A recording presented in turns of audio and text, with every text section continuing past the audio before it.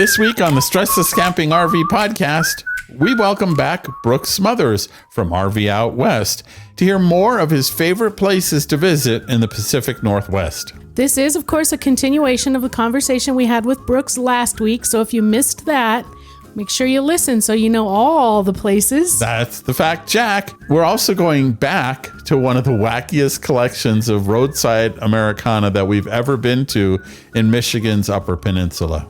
And we have the hottest new RV product, and we share our feelings about it. We've got this week's podcast along with the notes and stories that go with this episode, along with discounts, deals, helpful tips, and more at our home on the web at StressLessCamping.com. Don't forget to like and share, and thank you for joining us for podcast episode 317. StressLess Camping.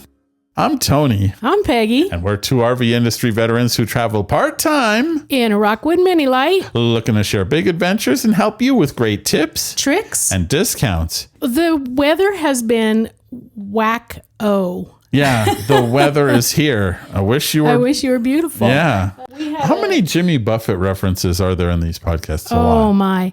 We had a big storm our own selves a couple of days ago. It wasn't hail like it was on the other side of the mountain, where our friends actually incurred some damage from hail on like July, what was it, 15th or something? Yeah, our friends from Roman with the channel, Roman with Rosie. And if you're in our Facebook group, you'll see they share some of their videos there. And that's in New Mexico, not in those cold states. Yeah, right. They were on the other side of the Sandias and got hail damage. And it made me think, does our insurance policy cover hail?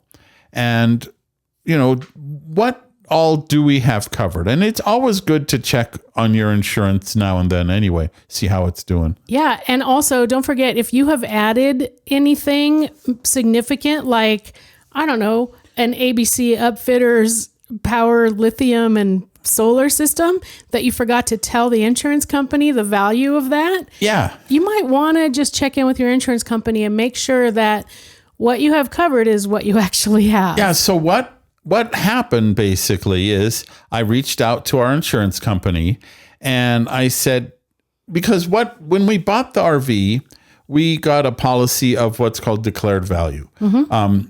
And essentially we showed them the MSRP for the trailer and they said, fine, we'll insure it for that. Cool. But when we literally, if you don't know, we took the trailer from the dealer to ABC Upfitters and put in our solar and lithium system. Yep. Directly straight there. Right. Well, that system, it's a great system, but ain't cheap. But I never really accommodated for that in our insurance. And with this whole hail thing made me think, what happens if the trailer is totaled? Because it's not like that would be a big surprise for us. And so I reached out to them and yeah, they do cover hail damage, but the trailer was basically underinsured. So that whole lithium and power system was not accommodated if they have to replace the trailer. And so what I had to do was document what the system cost us and all of that, and provide those receipts to the insurance company, and they upped the value of what they would cover. But that makes us think that if you have made changes to your RV or you've added something of significant value, it's just good to go through your insurance policy once a year. I'm always a big advocate of having a local agent, but even if you don't, they were very, very, very helpful. And now I get to spend more on insurance for the trailer. So, but you know what I have covered? That ABC Upfitters system. That's the fact, Jack. The lithium battery, the solar panels, and all that stuff. All especially the solar panels if we're talking about hail, right? Right. But any kind of problem that could happen. And while we're talking about ABC, I want you to know that they are doing a seminar on DC to DC are they called converters? Chargers, I think. DC to DC chargers, a seminar at the Frog Rally, which we will be leaving for in a little while, a few days. I don't remember how long. August 1st. It's like a week and Yeah, a half. Yeah, week and it's a like half. next week. Anyway, we're leaving. if you are going to Frog and you've been curious at all about ABC Upfitters, they will be there to answer questions and do a seminar on DC to DC chargers. And what a DC to DC charging system is you can actually use the alternator in your tow vehicle to provide a good amount of power to the trailer's charging system. So it's the equivalent on our truck. The system is about the equivalent of 1,000 watts of solar panels in like the best conditions. So I can use our truck as a generator. And so if there's a few days of clouds and it's humid and I want to run the air conditioner and blah, blah, blah, and the solar panels aren't keeping the system at the state of charge I want, I can just plug that right into the truck and idle the truck for an hour or whatever and recharge the system that way. So it's a nifty additional system, and ABC Upfitters will be at Frog. And Frog is Forest River Owners Group. So if you're at the Frog Rally, which is the middle of August, and we have the details at our RV and show calendar at StressLessCamping.com. Come and find us. We're also giving several seminars. We are hosting some live events with Mike Sokol. It's going to be a whole shin diggity dog ding dang dong. So you can meet ABC Upfitters at Frog, but if you're not going to be at the Frog Rally, you can give them a call at 574-333-3225. That's 574-333-3225. And they can talk to you about tailoring a solar and lithium system that works within your needs, from small to spectacular. They listen and adapt these systems to how you camp. They're upgradable, which is also good. And we have found the systems are just exceptionally high quality. So we enjoyed talking with Brooks Smothers from RV Out West so much last week that we just couldn't stop talking, and it turned into enough for 2 episodes. So last week, if you already heard last week's episode, you already know half of what he said.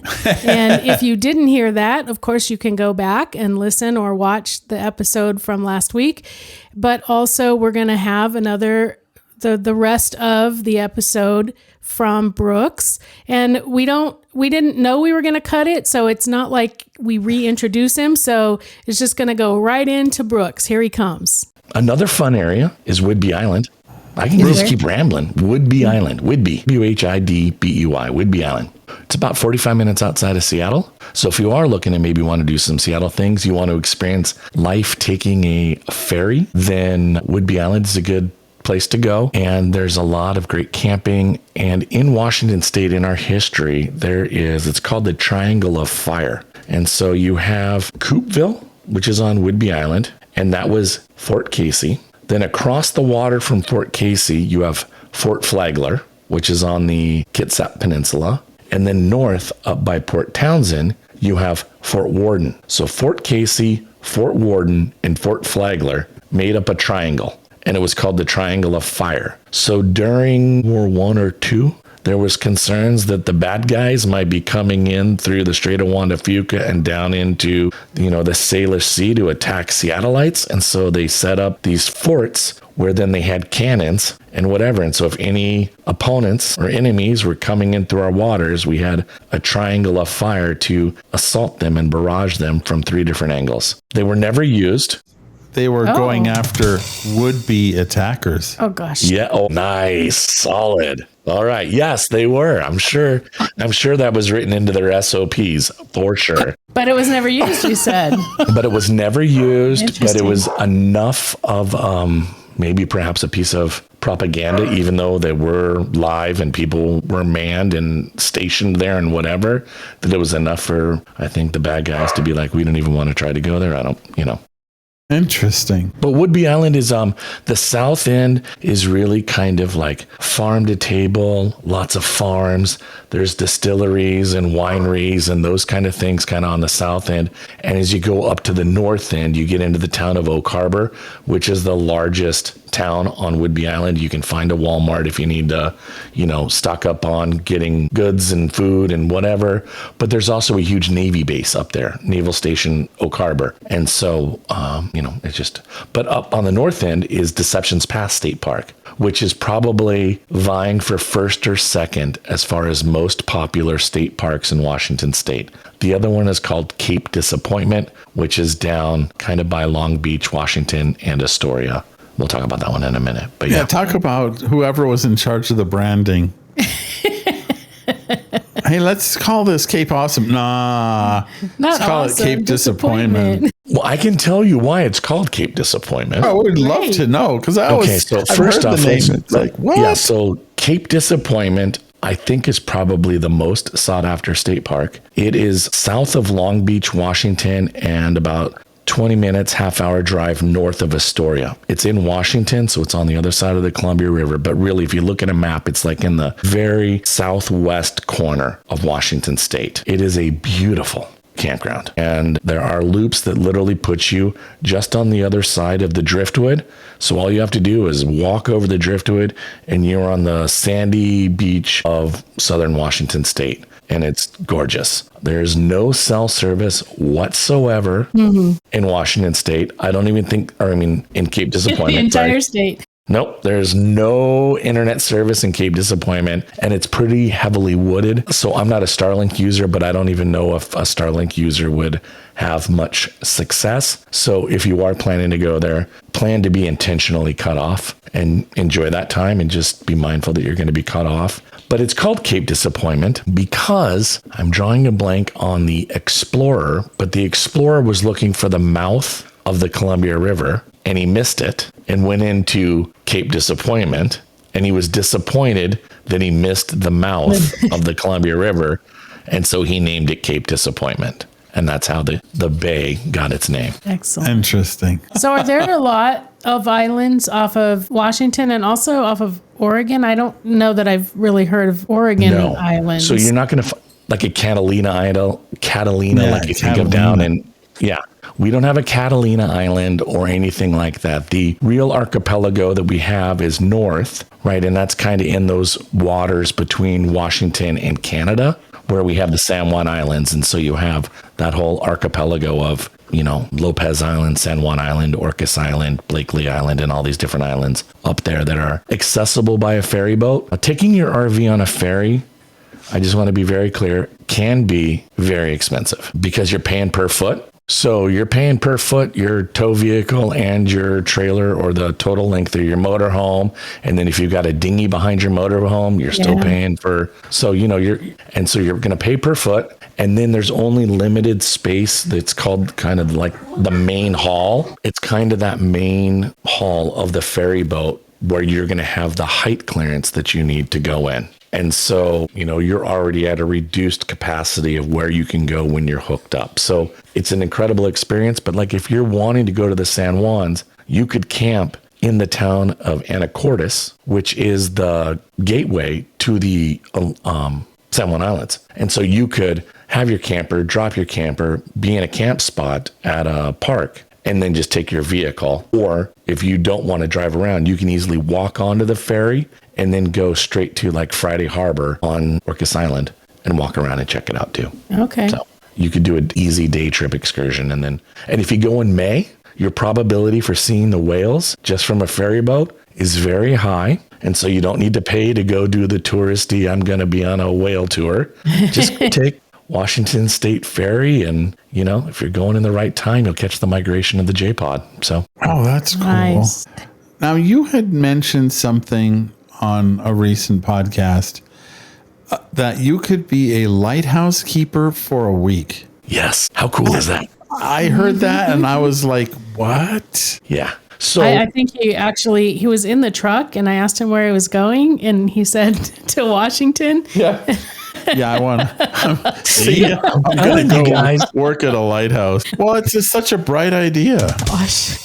Wow. I don't know. That was a I know. So on the north end of Washington State on the Olympic Peninsula. So you could easily add what I'm about to talk about. If you wanted to add a week to your Olympic National Park trip, you could do this. The big town on the Olympic Peninsula where you could get full, if you need to get restock supplies and do all of that, is the town of Port Angeles. Port Angeles and then the neighboring town next to it, Sequim, are in what's this really cool part of the state called the rain shadow. And so, people think about Washington State and we get all of this rain all the time. And while some of that is true, and I do want to come back to that, like on the tail end to talk about, but while that's true, Port Angeles and Sequim are our largest retirement community because it is where it receives the least amount of rain in Washington State. Because of the way the clouds come in and the way that the Olympic Mountains are, that this area doesn't get a lot of rain. From Port Angeles, that area of water, when you're in Port Angeles and you look across the water, you're looking over at Vancouver Island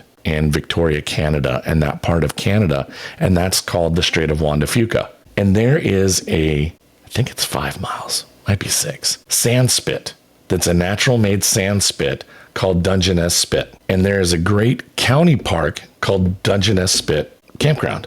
And it's a great county park that you can stay at. And then from there, you can walk down and go beachcombing and day exploring on Dungeness Spit. If you wanted to walk the full 5 miles out, you could walk because it would be 10 miles round trip then, but it's beachcombing. So it's all kind of flat, but you are walking on the beach. You can walk all the way out to the lighthouse and go explore this lighthouse that's been out at the end. But if you want a different kind of experience, you can work with the county and apply to become a lighthouse innkeeper for a week. And then they run you out in like a gator. So you put your cooler and your food and your clothes, and you don't have to walk it. They'll drive you out the 5 miles out to the lighthouse. They drop you off and leave you there. And the only thing they want in return is that if there are people who have walked the 5 miles out, you're to let them in and let them walk around and look at the lighthouse and go up the lighthouse and kind of check out what it would be like to be in the lighthouse. But at night, when everybody's kind of back in their campground, it's you. You're alone in a lighthouse. It's very cool. Wow. So cool. Do you get to blow the horn? I don't think anymore that I don't know if it's a functioning lighthouse anymore. Oh, man. So I don't know if but if you look up Dungeness Spit and or Callum County, which is Callham or something along those lines. It doesn't start with a K. It starts with a C. Callum County. You can look up their lighthouse innkeeper program. That would be so much fun, man. That would be okay with me. Yeah. Tony, there's one more space I have to tell you about. Okay. It is called Lake Chelan. And Lake Chelan is east of the mountains. So it's a place that a lot of us who live on the wet side, like as we like to say, the wet side, we'll go over there to recreate because it's on the eastern side. So they have warmer climate. They have more kind of your traditional 4 seasons. In the summer, it'll get hot there. And Lake Chelan is it's on a lake. So there's jet skis and, motorboating and fishing and all of that kind of stuff to do. But there's also, because of all the wineries being in Eastern Washington, there are also a ton of tasting rooms in Chelan. So you can go do wine tasting. There's even some wineries who are a part of like the Harvest Hosts. So you can stay and dry camp at these different wineries. There's a city park with full hookups right in town that you can then from there go walk around town. And then there are a couple other state parks that are a little bit further outside of the town of Chelan. So you can look at 25 Mile Creek State Park. There's also Lake Chelan State Park. So there's a couple of different state parks over there. There's a water slide. So if you're a family looking for like a fun family activity, you can go do water slides. So Lake Chelan's just a really fun, it gives you like Jersey Shore kind of vibes, without it being Jersey Shore. So you can kind of go and get that ice cream cone and walk around the lake, but it's a huge lake. There's also a small town at the very north end of the lake. The lake was formed by the Ice Age. So the lake is really, really deep, like 200-300 feet deep, and it's 55 miles long. So you can take a ferry to go from one end of the lake all the way up to Stehekin, which is on the north end of the lake. And it's this rural community of maybe 10 people that live there year round, but there's a hotel and a little commissary to get some food. There's a bakery I hear that has fabulous pastries and coffee, but the boat ride's 4 hours. Boy, if you have a little bit better of a disposable income, I believe you can also do seaplanes and take a seaplane up there. Fun. So there's some stuff in Lake Chelan that's really fun to to check out too. Go hijack the Hemisphere Dancer. They just finished restoring it. I don't know. I think they might notice. I think they might notice. Blame it on DB Cooper. You'll be Right? fine. There you go. Blame it on Buffett, as the song says.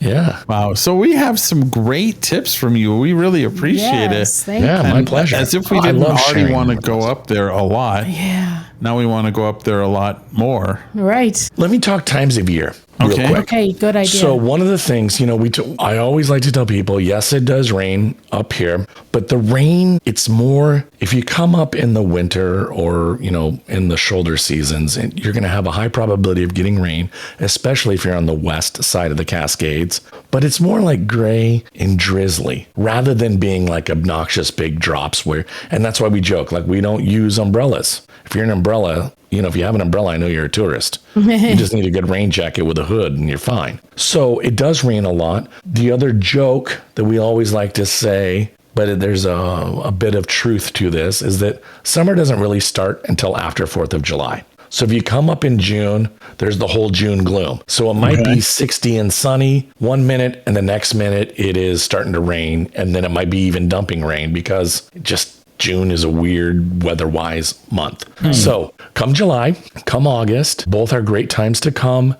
Our days are long, right? We're that much farther north. Yeah. The sun is up by 6 and it doesn't set until 10 o'clock at night. So you can go all day and have a blast and be outside all day doing whatever it is that your heart wants to do. We typically have burn bans. So most of the time you're going to want to bring your propane fire pit. You can use a propane fire pit during a burn ban because that's controlled. You don't have to worry about embers jumping out of your fire pit. But like an open campfire, wooded campfire, really from July and August, and even until Labor Day, you're probably going to hit a fire burning. So just come prepared. If you are empty nesters, don't have any children, the absolute best time to come is after Labor Day. When Everybody's back in school, getting routines going and all of that stuff. And the weather here will be 72, sunny, and beautiful. And the rain for like the weather getting really bad, be out by October 15th. So that's the tip for us. September. Is to go then, because That would come September after Labor Day, and you will have easy time finding spots. It won't be crowded, and everybody's back to school, and the weather is stunning. I'm a 72 Fahrenheit guy. Yeah, that me to too. me is perfect. Yes. I don't want it hotter. I don't want it colder. And so September is like my favorite month. It's a great time to go camping. I'd love to chase that around the country. 72. Yeah. Yeah. If from a technology standpoint, they can make a little dome where it just stays 72 all the time, I would just Just live there. Right? Like this big, like an egg. So at 72, is it also less rainy? Yeah, it's still sunny and beautiful. Like I said, the rain really won't come until like mid-October. Mid-October. You might get some early October and it'll be fine. And, you'll be visiting. So you'll be like, oh, this is kind of what I expected. And there's a reason we all drink coffee by the buckets. So, you'll just get yourself a nice cup of coffee from a local coffee shop and enjoy being a little bundled up. And you'll be in, socks and Birkenstocks, a sweater and a pair of shorts, drinking a coffee. You'll fit right in. All right. That's for me. I have all that. In fact, I'm wearing my Birks right now. Well, one of the many pairs. Yeah, you'll be fine. Yeah, I'll fit in. Well, that sounds like like I say, we've always wanted to come up there. Now we want to come up even more. Yeah, for You sure. are a good ambassador of the Pacific Northwest. I love it. And I don't ever hide anything from people. I want to shout from the mountaintops about what makes this place up here so special. Fantastic. All right. So now that we know all the places that we should go and all the things that we should do, we have a little surprise question for you. Not if you're a listener to the podcast. Unless you listen a lot, and then you might expect that we're going to ask that. for your best camping memory. My best camping memory. So I don't even have to blame my sister on this one then. That's great. I was ready to blame it on her. Well, maybe that'll be the next question. Maybe. My greatest camping memory actually was somewhat recently. So we did a 1,000-mile loop around the United States after COVID because I'm bi-coastal family, right? I'm from Washington State. My wife grew up outside in the burbs outside of Philadelphia.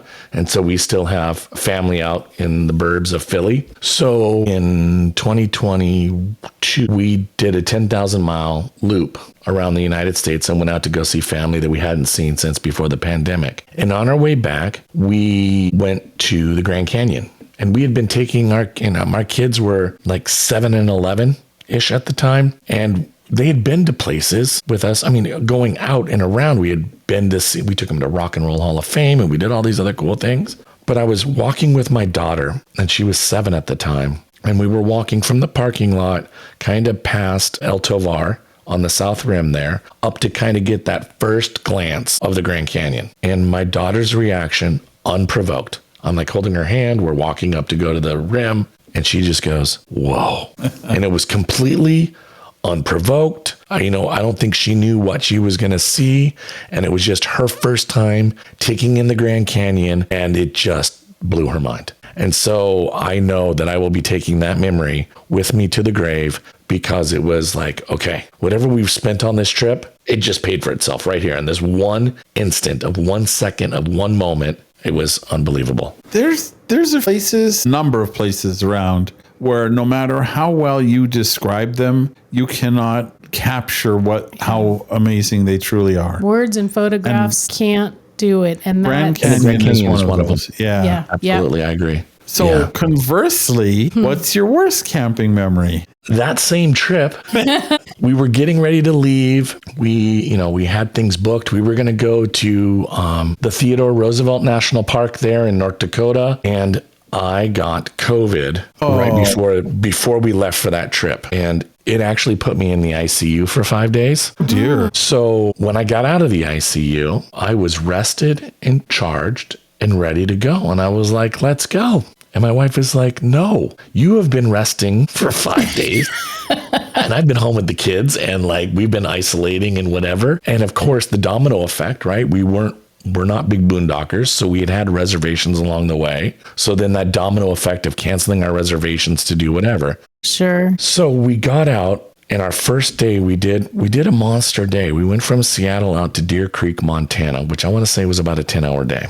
Oh, shit. And we got there, went to bed, got up in the morning. We're not morning people. Like I'm not a morning person, but I was up at 6, running around, getting things packed up and ready to go. My wife was waking the kids. She goes to bring our slide in, and the slide was crabbing and it wasn't coming all the way in. So it was really frustrating because we were finally awake and ready to go and get some miles down. And I had no idea how to manually bring my slide in. And so, going to YouTube University, trying to figure it out. We're like calling Jayco. And right before we went on that trip, I did one last run to Harbor Freight to just get last minute batteries and things and whatever. And then Air Ratchet was on sale. And I was like, you know what, for $24, I'm going to buy one of those and just throw it in the truck. And on that day, it took me a while because I only had a little 3-gallon, air compressor tank. So bring it in, wait, fill. But we were 6 hours delayed because it took me a while to figure out where even on the underside of my trailer is my slot, the nut to bring the slide in. And then, so that was really frustrating and really a bummer RV day. That stinks. I'm a no slide guy.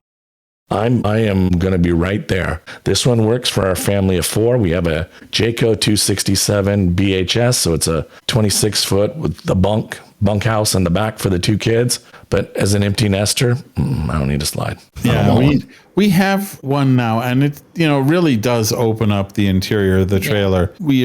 We have been, well, especially me, looking at some of the new for 2026 offerings. And there's a new no slide Rockwood Superlight. I've been talking to Rockwood. I'm like, man, that thing is pretty fantastic, but it's big. It's a 30 our trailer in November, and he's already ready for something it's different. It's a 30-footer, and it's way longer than we had ever intended. So, but I want a 30-foot Airstream. Oh, look at this Rockwood. It's a Rockwood Superlight 301 FKT. Okay. It is just... has gorgeous. Theater seats, has no slide, has a flip-up table, front kitchen. It's 101 inch wide, so it's a wide body. Okay, cool. I'm like, God, if it wasn't that long. But anyway. Yep. Well, and see, like I said, so like I'm looking at this Airstream, and then my wife's like, I want a new kitchen. And I'm like, okay, well, let's get the Airstream. And she goes, no, I want a kitchen. So I'm like, okay, now the Airstream's going to cost me a kitchen. Right.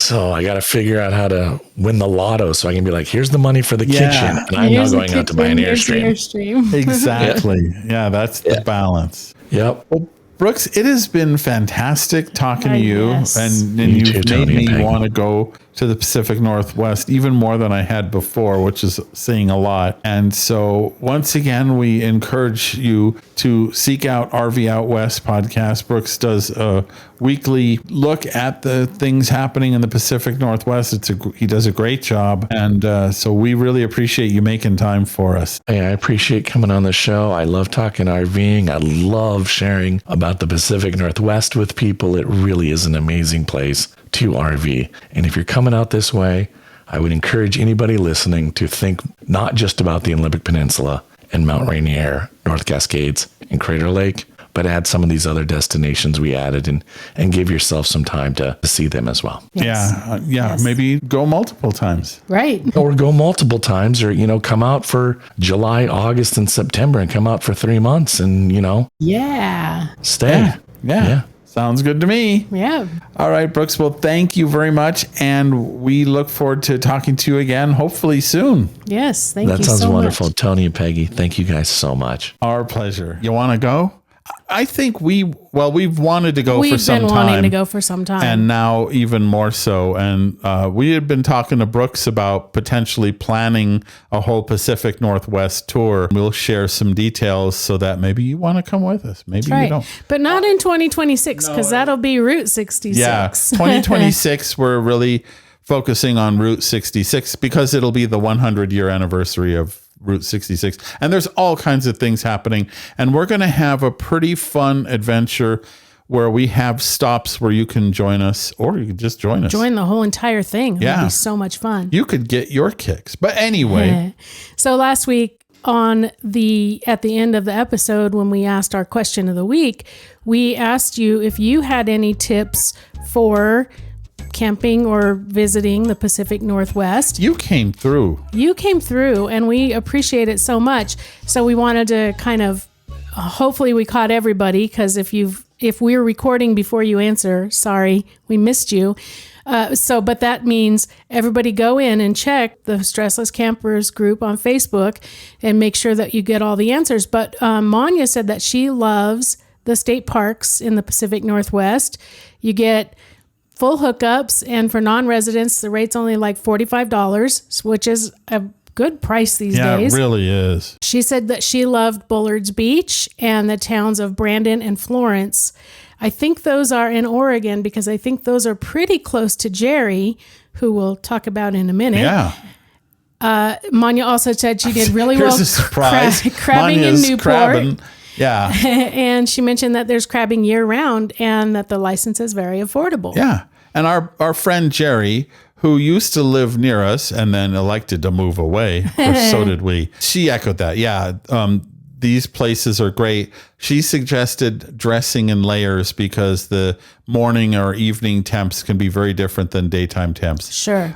She also mentioned that the Pacific Northwest is really a great winter destination with incredible natural light shows. And I agree with her on this. Well, I agree with all of y'all on all of this, but particularly the food is ooh la la, especially seafood. I know Brooks talked about that. Yeah, the food is great. And Dan and Jerry also took us to a brewery that had some really good beer. What do you know? Yeah, so food and beer, that's how we like to tour. Yeah, right? Amber came up with some great tips. She said you should talk to locals because they always know the hidden gems. Yeah, and check out some of the local tourist traps. They can actually be fun. Of course, we love those. She called out the giant dune buggy in Florence, Oregon, and the whale watching trip in Lincoln.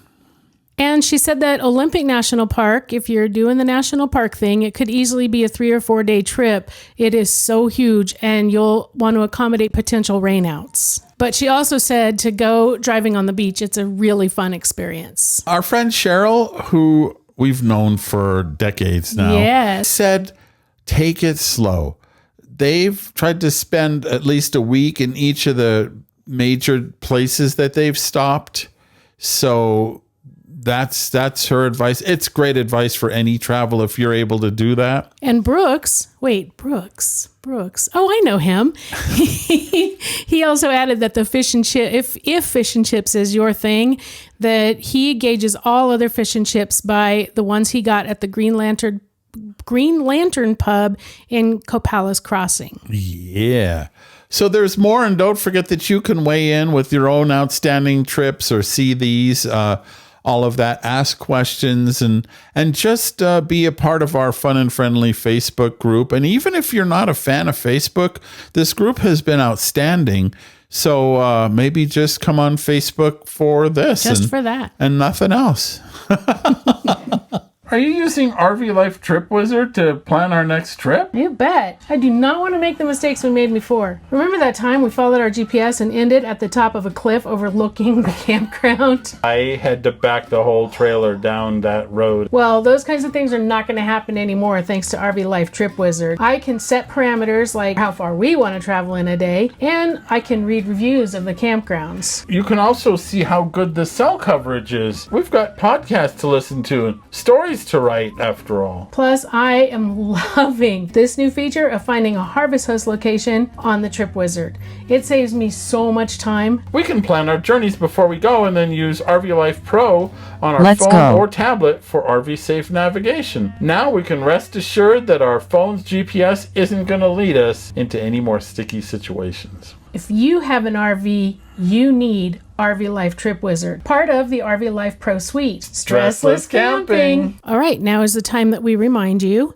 that the upcoming segment audibly will remain, and video-ly will be on a separate video. Yeah. So even if you're a listener to the podcast, it's always, I think, a good idea to go look for the Goofy USA segments on our YouTube channel, because we put a lot of pictures and that makes it even more fun to listen to. Just so you know, the Goofy USA also does have its own playlist, because now we're getting a collection of these goofy things, and there they are. Hey, do you have a gadget to talk about this week? Yes. Oh, wait, I bet I know what it is. It's right here. I didn't know where it is, but I knew what it is. On our gadget shelf. Yeah. we have a table behind me that is full of gadgets to test.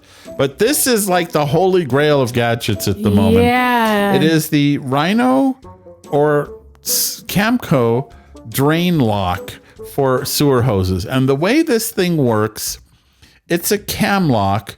So you stick it down in the sewer pipe, when you go camping, where the sewer is, you just shove this thing in and push down on a lever, and it expands a rubber thingy. It's easier to do against the ground, I guess. Yeah, I'm having trouble if you're not watching this. But it just expands the rubber gasket and makes it bigger so that it pressurizes itself up against the inside of the sewer pipe. Right. And the advantage is it plugs the pipe so that, the smells and stuff don't come out. It seats this thing on the sewer so that pipe, it doesn't come out. So it doesn't come out. And it is adaptable pretty much to any size of sewer opening, because it's just this cam lock thing that goes on there. You attach your sewer hose to... there's a clear fitting on it, and you attach your sewer hose to it, and it's... So this also takes the place of the clear elbow that correct, we've used. Yeah. Mm-hmm. And it's just... Camco absolutely nailed it. I would say the feel of this gadget is very, very high quality. I thought... Well, first of all, I've been looking for this thing for months. Oh, hasn't everybody? Right? And I finally, when we were in Pagosa Springs a few weeks ago, I got one and I had to try it out. And it solves a problem that every RVer has. Now, in the past, we have talked about the Dump Buddy as it's sort of like a cap type of thing to hold your sewer hose in place. And that works if the sewer pipe is extending up out of the ground. Out of the ground. Because that dump buddy has to hold on to the outside of the pipe. Right. And this sticks down on the inside of the pipe. This just sticks down in, adapts itself to whatever size. I mean, within reason, but most of the sewer pipes in the U.S. are all roughly the same size. Yeah. It just sticks down in, it expands out, and it just makes a great fit. I can see why people are so excited about this thing. It just solves a problem every single RVer has. And the challenge of this thing is really that they have been sold out everywhere. And the way I found this thing, so I have yet to see it available on Amazon. Nope. And I even looked on the Camco website when we talked to Camco a few weeks ago, and it wasn't even available on their website. So the only way I've found this is when we go places, I'll look on the Walmart website because you can see what inventory the local store has. And if they have one, you order it online. Buy it online for pickup because they had 2 of them here in Albuquerque. And I'm like, I'm just going to take my happy little self down to Walmart and get one. By the time I got there, which is like half an hour away, they're both gone. Now, this one, interestingly, I did that. I bought the thing online once I found that they had it. And then I was earlier than my pickup time. So I'll just go down there and pick it up. And on the shelf, I couldn't find it. And I'm like, oh man. And the pickup people are like, no, we haven't gone and gotten it yet. So in theory, they were there, right? So I go and here's a shocker. Hope you're sitting down. I found a friendly Walmart employee. What? I know, right? This guy was fantastic. And helpful. Not just friendly, but helpful. And I showed him my receipt, and he had what looks like a smartphone, and he looked for this thing and got the tag to light up where it should be. Well, someone had taken the 2 of these drain locks and hidden them. So we found them. I should have bought both of them because then I could have given one to one of you, but I didn't. And so these things are that popular that people are going in and hiding them. And so that's the only way I know of right now to get one. The hunt is half the thrill. So if you want one, you don't just want one, you want to hunt for one. Yeah. And I mean, all over social media, on Reddit and on Facebook, I've seen people they hold up the package and they're like, I got one. So they're that popular. And, sometimes stuff is all hype. This is absolutely one of the best sewer gadgets. It is the best sewer gadget I have ever come across. All right. So there you go. So yeah, it's worth it. $30. Don't pay more than $30. That's the list price MSRP on this thing. And I've seen them on eBay for $100. For $100. Yeah, no. Come on. Although if I had bought 2, no, I wouldn't do that. No, you would not do that. Nah, not to you guys. I love you guys. Oh boy. All right. Well, I'm pretty sure we're coming right up on our time limit.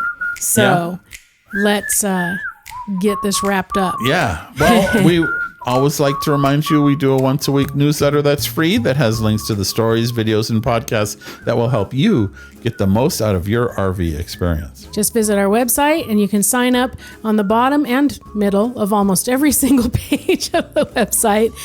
Know that we do not sell or give away your information. All we do is write a newsletter once a week. It reminds you that the podcast is coming out that morning, and that is it. That's all you get. That's all. You will find the show notes for this episode with links and photos and so much more at our home on the web at StressLessCamping.com under the podcast section. This is episode 317.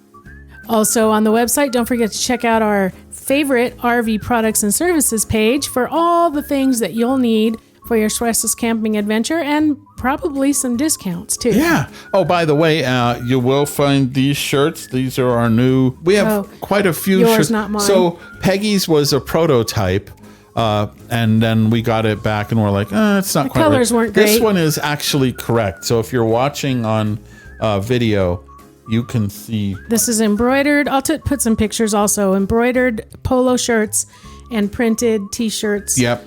And hats. Last week I had my bucket hat on, and they have regular hat. There's a bunch of stuff there. There's all kinds of stuff. Yeah. Yeah, it's done through fulfillment company that automatically makes it right when you order it. So there you go. And after you're done looking at all the things on StressLessCamping.com and buying all the things with StressLess Camping logos, you can jump off to all the social places where we are. Yep. Start at StressLessCamping.com, and then there are links out. If you don't want to miss a future episode of the StressLess Camping audio podcast, it is free to subscribe on your favorite podcast app.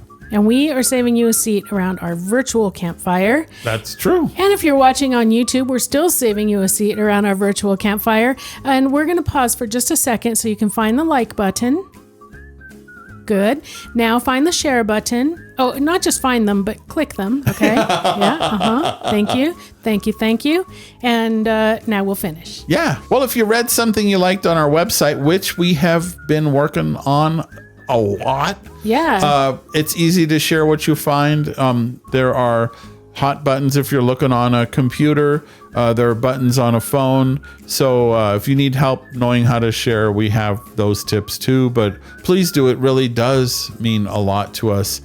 We have, I think we've mentioned it before, we have taken almost all, and ultimately will take all the Google ads out so that there are no tracking cookies or no invasive pop-ups. All of that stuff is going to be gone. And so we can serve you better with our own ads for products and services that we know are good. Well, thank you again for joining us for the second week of Brooks in the Pacific Northwest. Next week, we'll have some other special guests for you. Yeah, next week's going to be interesting. We're going to do a joint episode with the folks from Girl Campers. Yeah. So stay tuned for that.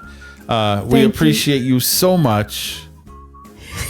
And most of all, StressLess Camping. Who says what now?